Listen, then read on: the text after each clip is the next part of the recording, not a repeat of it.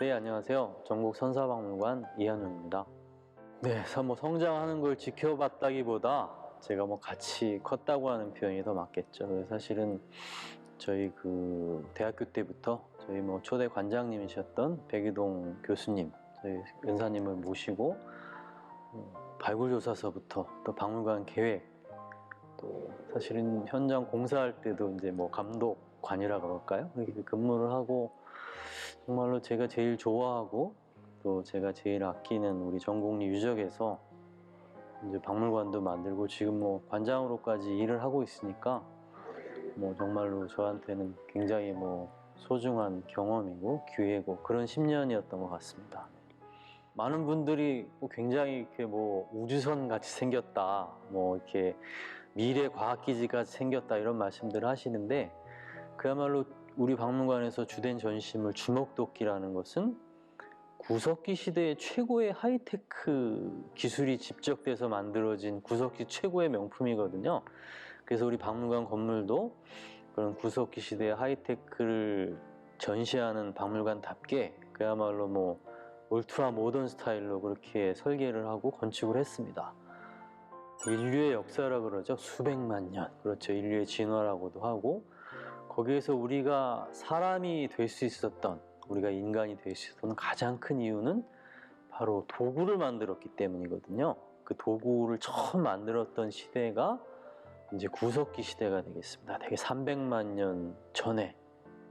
구석기 시대는 300만 년 그러면 까마득한 옛날이잖아요. 나랑은 너무 관계가 없고 너무나 먼 시대 같지만, 구석기 시대에 처음 만들었던 그냥 우리가 보기에 돌조각 같은 그런 자그마한 석기들이 점점 발달해서 오늘날 우리가 뭐 핸드폰도 쓰고, 그렇죠, 달나라 뭐 저기 우주 넘어 우주선까지 지금 만들었잖아요.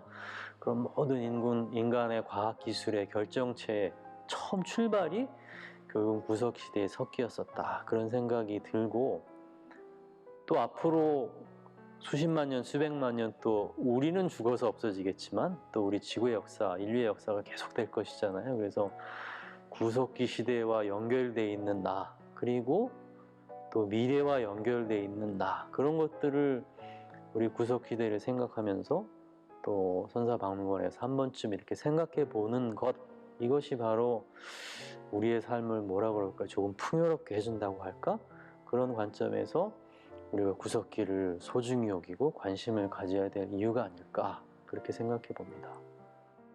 주먹도끼를 처음 만들기 시작한 거는 거의 한 160만 년 전쯤 되거든요. 호모 에렉투스들이 처음 만들었는데, 구석기 연구를 주로 처음 한 사람들이 서양 사람들이잖아요. 그래서 서양의 구석기 학자들이 주먹도끼에 대해서 많이 연구를 했는데, 바로 뭐 이와 같이 생긴 뭐 주먹도끼입니다. 이와 같이 주먹도끼인데, 미국의 모비우스라고 하는 교수가 있었습니다. 그 양반이 세계 구석기 문화 이원론이라는 학설을 발표했어요. 그 뭐냐면은 세계의 구석기 문화는 두 가지로 나누어진다. 하나는 뭐예요? 이와 같이 집게라고 하는 한쪽 면만을 떼어내서 만든 이와 같이 좀 투박하고 기술이 좀 상대적으로 이와 같은 주먹도끼에 비해서는 좀 덜 필요한 그런 집게라는 것들이 뭐 인도를 기준으로 해서 동쪽에, 동아시아 쪽에 주로 그런 집게들이 있었고, 인도를 기준으로 해서 서쪽에는 뭐 이와 같은 주먹도끼인데요. 비교해 보시면 알 것 같습니다. 이렇게 이 집게는 그냥 좀 단순해 보이죠. 한쪽 날만 떼어내서 이렇게 만들었고, 이 주먹도끼는 뭐 양쪽으로 번갈아 가면서, 그리고 뭔가 좀 더 깊은 생각을 해서 만들어야만 만들 수 있는 것 같이 생긴 이런 석기들이 아시아에서는 없었다, 구석기 시대 때. 근데 놀랍게도 지금 우리가 뭐 전국 선사박물관이 있는 전곡리 유적이죠. 여기에서 1978년도에 이와 같이 우리가 아슐리안 주먹도끼라고 하는데, 이름이 좀 복잡하지만 프랑스의 어떤 동네, 아슐이라고 하는 동네에서 처음 나와서 우리가 아슐리안이라고 이름 붙였는데, 이 주먹도끼를 동두천에 근무하던 구렉보엔이라는 병사가 찾은 거예요. 1978년도에 뭐 아슐리안 주먹도끼가 전곡리 유적에서 동아시아의 동쪽 끝에서 발견되면서 그야말로 세계 구석기 문화를 두 개로 나누었던 세계 구석기 문화 이원론은 이제 뭐 거의 폐기가 돼버린 거고, 우리 전국에서 서양에만 있어야 되는, 서양에만 있다고 믿어졌던 이와 같이 잘 만든 아슐리안 주먹도끼가 1978년도에 어디에서 전국 유적에서 동아시아 최초로 발견됐습니다. 그래서 굉장히 중요한 유적이고 아마 구석기 연구 역사에서 한 획을 그은 굉장히 중요한 발견이었습니다. 그 전곡리 우리 선사, 전국 선사박물관은 전곡리 구석기 유적 안에 있습니다.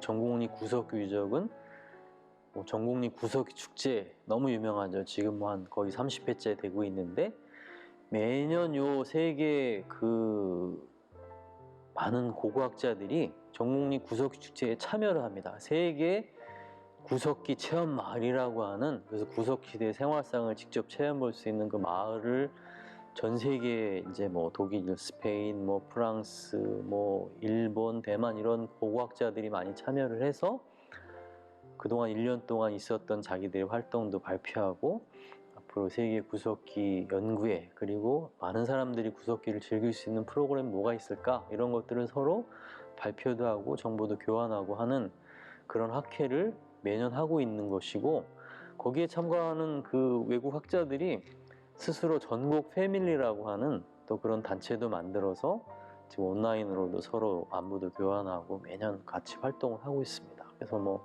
그런 그 구석기 심포지움의 결과물들이 모아져서 박물관 전시도 되고 구석기 축제도 점점 풍성하게 되는 것이죠. 고고학의 매력이랄까, 이거는 사실은 같이 땅을 파보지 않으시면 잘 모르는데, 한번 생각해 보십시오. 상상으로 모든 물건은 고고학에서 발견, 유물이라고 그러죠. 유물은 1mm만 흙에 덮여 있어도 안 보여요. 뭐가 있는지 모르죠. 그거를 그야말로 조심스럽게 찾았을 때, 그 옛날 사람들이 만든 물건을 처음 찾았을 때, 뭐 이런 주먹도끼를 발견했을 때 그야말로 뭐 희열을 느끼죠. 너무 즐거움을 느끼고, 그리고 또 그 사람들이 살았던 흔적, 그 다음에 우리가 흔히 뭐 범죄 현장을 탐문하는 형사 같은 뭐 고고학자 얘기를 많이 하거든요. 그래서 정말로 뭐 토기 한 조각, 그 다음에 석기 한 조각, 그리고 그 사람들이 썼던 어떤 무슨 흔적들, 이런 걸 가지고서 어떤 생활을 했을까, 어떻게 살았을까, 심지어는 그 사람들이 무슨 생각을 했을까, 이런 것들을 생각하고 상상하고 또 생각하고 하면서 또한 그 추적을 한다 그럴까요? 과거의 문화를. 그리고 아까도 말씀드렸지만은 이게 과거가 우리 미래랑도 연결되는 것들이니까 과거를 그야말로 발굴해서 찾으면서 우리의 미래까지도 한번 생각해 볼 수 있는 그런 너무나 매력적인 학문이 사실은 고고학이죠. 그래서 제가 너무 좋아하고 지금까지도 뭐 부족하지만 계속 연구를 하고 있습니다. 우리가 소위 말하는 연대 측정법이라든지 재료 분석이라든지 과학적인 연구를 해야 되는 거죠. 당연히.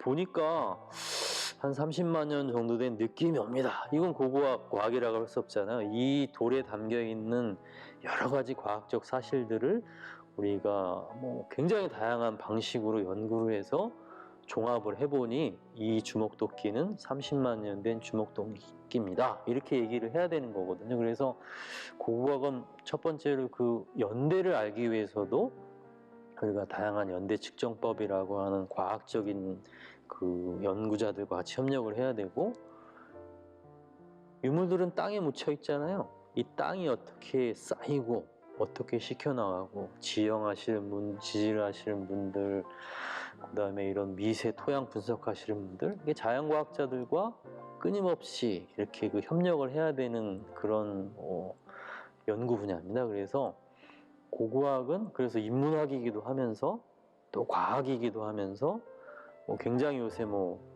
융합하는 그런 그 시대잖아요. 그래서 태생 자체가 그런 그 자연과학과 인문학이 잘 융합돼야지만이 연구를 할 수 있는 그런 학문이 고고학이죠. 네, 그런 뜻에서 과학으로 하는 고고학이라는 명제도 성립이 된다고 볼 수 있겠습니다. 또 고고학의 역사나 이런 관련 책들은 너무 전문적인 내용들이 많아요. 근데 오늘 제가 소개해 드리고 싶은 책은 어느 외계인의 인류학 보고서? 그건 고고학이 인류학의 한 분야라 그랬잖아요. 고고학은 결국은 우리 사람이 어떻게 지구상에서 살기 시작했고, 어떻게 진화를 했고, 어떻게 지금 같은 문화를 이루었고, 우리가 앞으로 어떤 미래를 맞을 것인가. 이것도 뭐 다른 학문들도 많이 연관되어 있지만 특히 고고학이 그런 분야에 많이 관심을 갖는데 그 인류학의 한 분야죠. 그래서 이 책에는 제가 좀 전에 말씀드린 그 책에는 그야말로 우리 그 인류의 기원서부터 어떤 문화의 기원 이런 것들을 아주 친절하고도 상세하고도 재밌고도 전문적으로 잘 소개하고 있는 책입니다. 그래서 한번 고고학에 그 관심을 가지기 위한 전초전 그런 느낌으로 그 책을 한번 읽어보시면은 아마 우리 인류 문화에 대한 관심이 생기면서 고고학에도 많은 관심이 생기지 않을까, 또 고고학을 이해하는데 많은 도움이 되지 않을까, 그래서 한번 선정해 보았습니다. 사실은 뭐 작년에 제가 왜 호모 사피엔스만 살아남았을까 이런 제목으로 전국 선사박물관이 알려주는 흥미로운 인류 진화 이야기, 인류의 비밀 이야기 뭐 이런 부제로 이제 책을 냈는데요. 쓰다 보니까 부석기, 뭐 고고학, 인류의 진화 이런 거는 너무 사실은 뭐 어렵기도 하고 뭐 재미없잖아요. 일단 뭐 올드 스톤 에이지 그런 구석기 시대 그럼 굉장히 뭔가 재미없게 느끼는 분들이 많아요. 지루하고. 그래서 그걸 어떻게 사실은 저는 너무 재밌거든요. 인류의 진화와 구석기, 고고학 얘기가 너무 재밌어서 그거를 이제 박물관에 찾아온 관람객들한테 이렇게 설명해 드린다는 심정으로 이렇게 뭐 글을 쭉 써봤습니다. 근데 다행히 많은 분들이 또 많이 좋아해 주셔가지고 작년에 뭐 무슨 세종도서 이런 데는 교양 부문에 또 뽑히기도 하고 또 특이하게 올해 과학도서로도 또 선정이 됐어요. 그러니까는 그만큼 구석기 고고학이 이렇게 그 영역이 넓다 그런 거를 뭐 저도 새삼스럽게 느꼈던 그런 작년에 그 책을 냈던 경험이지 않을까 그런 생각이 듭니다. 네. 저희 박물관에 종사하는 박물관 사람들은 항상 도서관을 본받자는 얘기를 많이 합니다. 왜냐하면은 저희도 문화 서비스 기관인데 상대적으로 도서관에 비해서는 그 문턱도 높고 그리고 우리가 이렇게 친근하게 하는 서비스는 상대적으로 굉장히 부족한 건 사실이거든요. 정말 우리 박물관이 도서관 같이 그렇게 많은 사람들이 아주 편하게 자기 일상생활 같이 이용하는 그런 시설이 됐으면 가서 도서관을 배우자 이런 얘기를 사실은 박물관에 근무하는 사람들은 많이 하고 도서관이랑 박물관이랑 사실은 연계해서 할 수 있는 프로그램 같은 것들은 너무 많죠.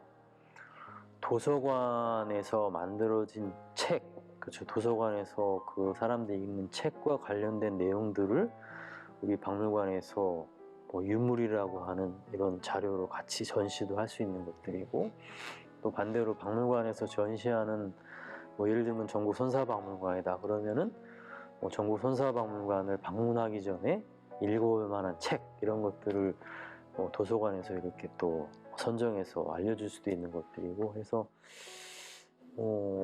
그런 굉장히 어떻게 보면은 굉장히 여러 가지 수준의 협력 사업을 잘 할 수 있는 곳이 사실은 도서관과 박물관이라고 생각을 하고 아마 그런 필요성에 대해서 지금 이렇게 많이 공감대가 형성되는 것 같아요. 우리나라를 가장 대표하는 그 문화 서비스 시설로서 도서관과 박물관 또 미술관까지 포함된 같이 이렇게 협업이랄까요? 같이 교환할 수 있는 그런 프로그램들을 계속 고민을 해야 될 것 같습니다. 네. 저희 집 앞에 도서관도 제가 물론 많이 자주 갑니다. 책도 빌려보고 저도 책을 더 많이 읽으려고 노력을 하고 요새는 뭐 책도 굉장히 다양하게 전자책도 나오고 오디오 책도 나오고 막 그랬잖아요. 그래서 실제로 산책하면서도 오디오북도 듣고 뭐 복잡한 차에서는 전자책도 보고, 물론 당연히 읽는 종이책이 뭐 많이 읽죠. 대한민국에서 생산되는 소위 말하는 인쇄된 그리고 전자출판된 책들의 모든 서지 정보는 사실 국립중앙bank 도서관에 있잖아요. 그래서 그야말로 우리나라를 대표하는, 그리고 우리나라의 정말로 어떤 그 책이라는 기록물이잖아요. 어떤 책이라고 하는 기록물의 총본산이랄까요? 그래서 그 역할이 그야말로 다른 많은 그런 기록 보관소라든지 다른 아카이브들이 많이 생겼지만은 역시 우리 국립중앙도서관이 차지한 위상이라든지 역할이라는 것은 독보적이다, 그런 생각을 좀 하고 있습니다. 제 가장 큰 소망은 코로나가 빨리 하루라도 빨리 완전히 그냥 다 없어졌으면 좋겠어요. 그래서 우리가 도서관도 마음껏 가고 박물관도 마음껏 뭐 와서 또 즐기고 하는 우리 많은 분들이 요새 얘기하는 소소한 일상의 즐거움을 빨리 우리가 편하게 누릴 수 있는 그런 시절이 빨리 왔으면 좋겠다. 그게 제일 큰 소망이고, 그런 시절이 됐을 때 우리가 지금 차근차근하게 준비하는, 저희 박물관에서 준비하는 이런 콘텐츠들이 뭔가 그야말로 코로나에 지친, 그리고 새로운 왜 코로나 이전의 일상으로 돌아갈 수 있다, 이런 말들도 많이 하잖아요. 그 예전에 그런 코로나 이전의 생활보다 훨씬 우리가 더 문화적이고 결핍됐던 것들을 채울 수 있는 그런 문화 공간으로서 우리 전국 선사박물관이 그런 역할을 하면 참 좋겠다, 그런 생각을 하고 거기에 맞는 활동을 하려고 지금도 차근차근 준비를 하고 있고 그런 노력을 하고 있습니다.